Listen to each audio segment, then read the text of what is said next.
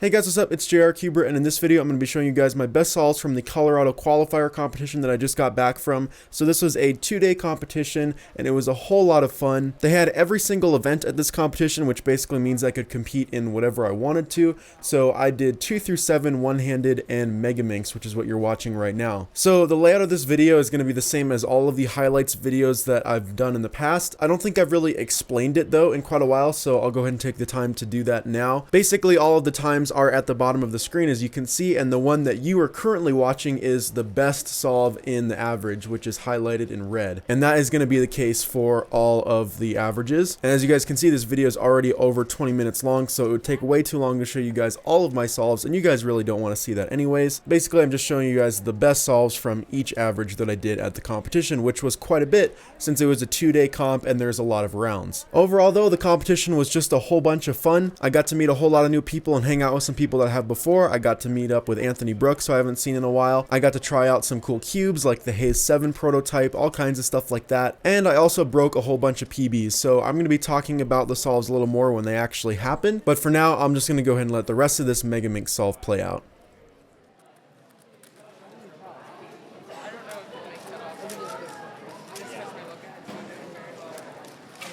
I'm honestly surprised that you're still like it. I've already made cutoffs, so I don't even need to worry about it. Yeah.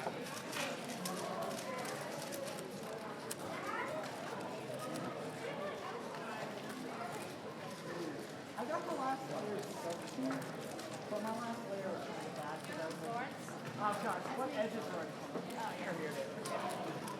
Because I didn't have it. Yeah, I made second round in 3x3, so.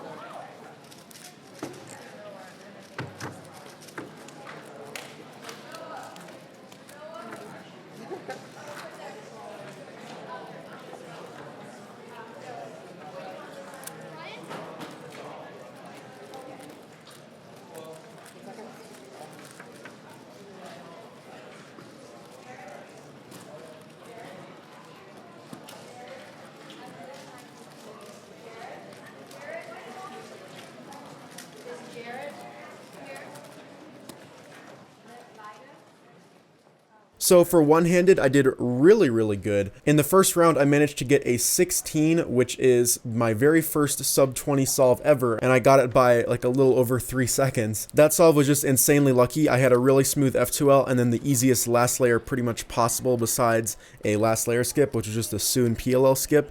So that was insanely lucky. That average was also a comp PB average. For round 2, I didn't get any crazy sub 20s like before, but I did also break my PB average again, and then in round 3, same thing, I broke my PB average a third time. So one-handed overall was very successful, which is pretty surprising because that's one event that I really didn't care much about and just signed up for it because I knew I could do it, and I kind of always do it at comps. But yeah, I was really happy with how I did in one-handed.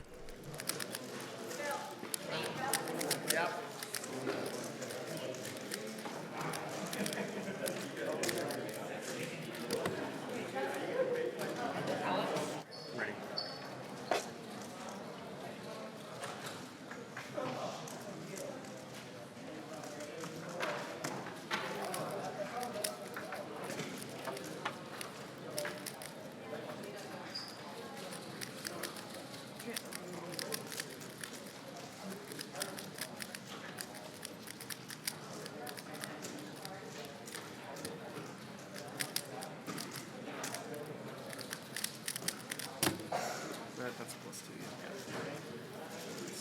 So now we're on to 7x7. I think now would be a good time to point out that these solves are not in chronological order of the time that they happened in the competition. I'm just ordering them the way they kind of got ordered on cube comps, so kind of going in reverse order actually from the way they're listed on cube comps. So now we're going to go down from 7x7 to 6 to 5 to 4 and then 2x2, and then we're going to end off with 3x3. And there were 4 rounds of 3x3 at this competition, which was really great. Had a lot of chances to get some good solves, and I did get some good solves. But as for 7x7, nothing spectacular here. I didn't really practice much 7x7. I really only did a few solves before I went up, but I still managed to get a semi-decent average, and I ended up using the standard Chi Wuji and not the magnetic one because I don't actually really like the magnetic one that much. Interestingly, I prefer the feel of the non-magnetic one for me, so I just went for that. Overall, though, I don't really think it would make much big of a difference because I'm not really that fast at 7x7 to begin with at all, so I don't think it really makes much of a difference what cube I use, but there you go.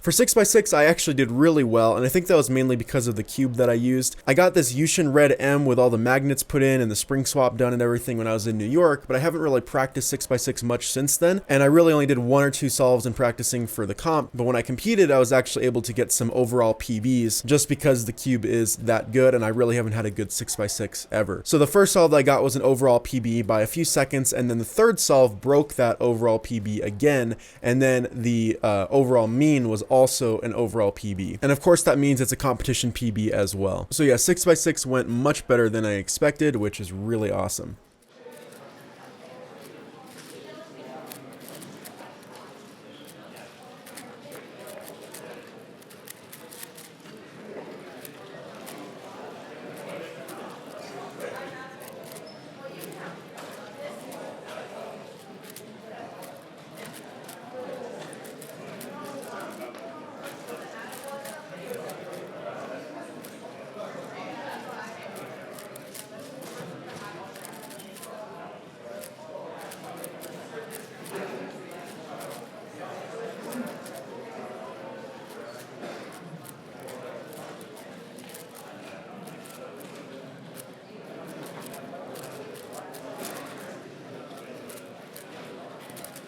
everybody. I'm following that. Everybody going to it is just a pretty good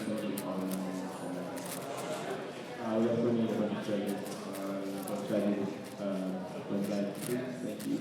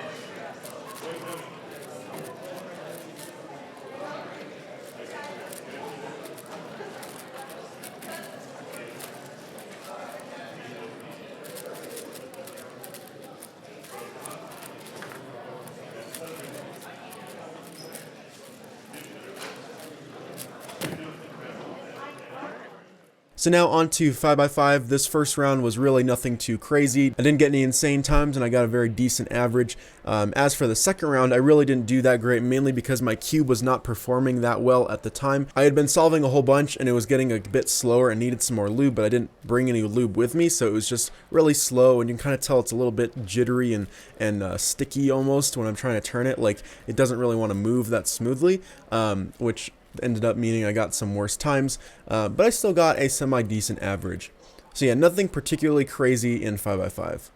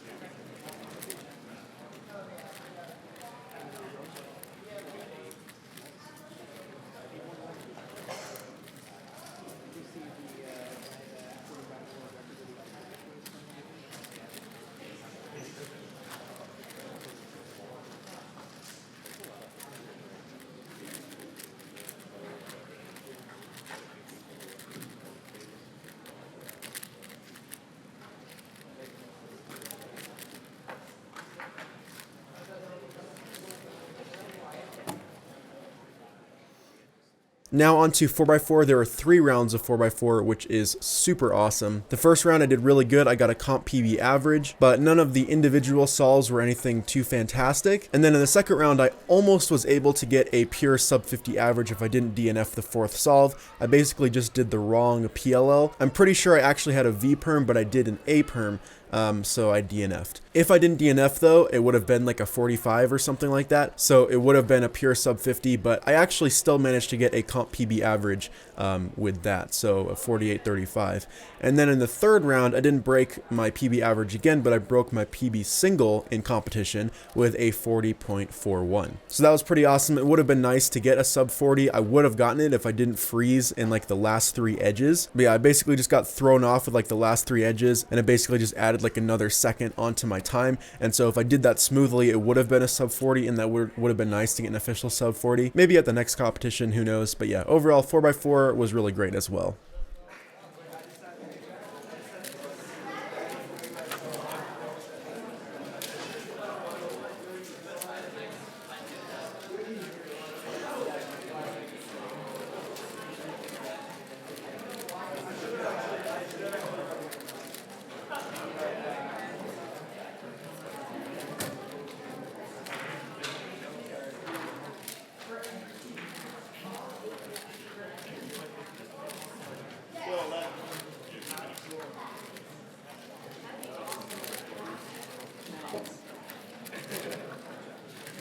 Marcus, 15.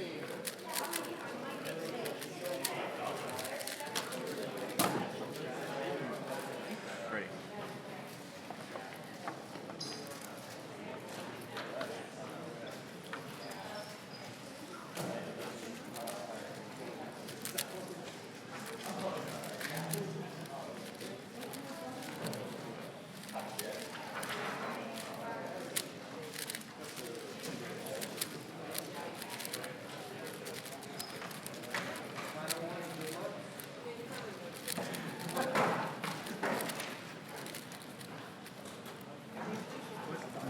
What?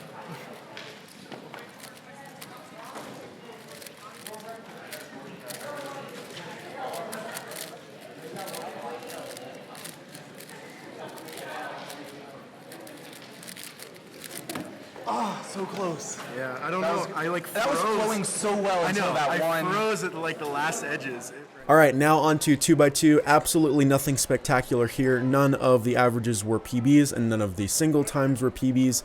Just overall very mediocre here, which is pretty much expected considering I never practiced 2x2. But overall, I got some very serviceable averages, and I was able to compete in all 3 rounds, which is nice too. I was in the last spot for the second round, so I just barely made it, but I still was able to compete, so that's nice. 3.978.